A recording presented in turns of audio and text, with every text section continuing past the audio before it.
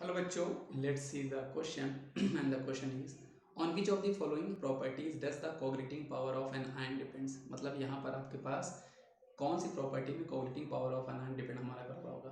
तो सबसे पहले बेटा यहाँ पर आपको ये समझना होगा कि एक्चुअली में हमारे पास कोऑर्डिनेशन होता क्या है। तो अगर मैं आपको इसको शॉर्टली समझाऊँ है ना, तो एक्चुअली में होता क्या है हमारे पास। आपको पता है कि हमारे पास जो कोलाइडल सोल्यूशन होते हैं वो या तो हमारे पास पॉजिटिव चार्ज के होंगे या तो नेगेटिव चार्ज के होते हैं। मतलब दो चार्ज के हमारे पास कोलाइडल आपके पास सोल्यूशन हुआ करते हैं। तो सपोज करो अगर मैं यहाँ पे एग्जांपल लेता हूँ बेटा कि हमारे पास जो कोलाइडल सोल्यूशन है वो आपका पॉजिटिव चार्ज का है। इसका कहने का मतलब क्या है बेटा, वहाँ पे आपके पास जो कोलाइडल पार्टिकल्स होंगे वहाँ पे जो पॉजिटिव चार्ज के आयन होंगे वो आपके वहाँ पे एब्जॉर्ब होंगे। तो बिकॉज ऑफ सेम चार्ज होने के कारण यहाँ पर होगा क्या, जो हमारे कोलाइडल पार्टिकल्स होंगे ये आपस में बेटा लगा लेंगे रिपल्शन फोर्स, और बिकॉज ऑफ दैट रिपल्शन वो आपके पूरी तरह से सोल्यूशन में डिस्पर्स होंगे। लेकिन यहाँ पर होता क्या बेटा, जब कभी भी हम लोग यहाँ पर इलेक्ट्रोलाइट ऐड कर दिया करते हैं, इलेक्ट्रोलाइट, तो इलेक्ट्रोलाइट जब कभी भी हम ऐड करेंगे बेटा तो वो क्या करते हैं, वो हमारे कोलाइड पार्टिकल्स को न्यूट्रल कर देते हैं। और जब हमारे कोलाइड पार्टिकल्स न्यूट्रल हो जाते हैं तो वो स्लोली स्लोली क्या करते हैं बेटा, हमारे बॉडी में हमारे सोल्यूशन में सस्पेंड हो जाया करते हैं।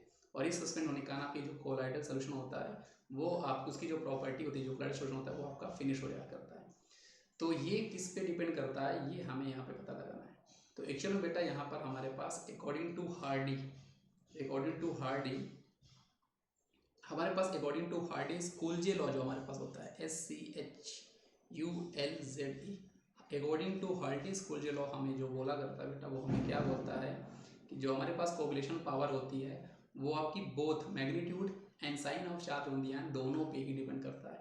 मतलब जितना ज़्यादा वहाँ पे मैग्नीट्यूड या फिर साइन आपका चार्ज होगा उतना ज़्यादा हमारे पास उसकी कोऑर्डिनेटिंग पावर होगी। मतलब यहीं पर अगर मैं आपको एक एग्जांपल के थ्रू समझाऊँ कि सपोज करो अगर हमारे पास नेगेटिव कोलाइड है, अगर हमारे पास नेगेटिव कोलाइडल है हमारे पास, तो उसके लिए बेटा हमें पॉजिटिव चार्ज के इलेक्ट्रोलाइट चाहिए जो हमें ज़्यादा से ज़्यादा पॉजिटिव चार्ज हमें दे रहे होंगे।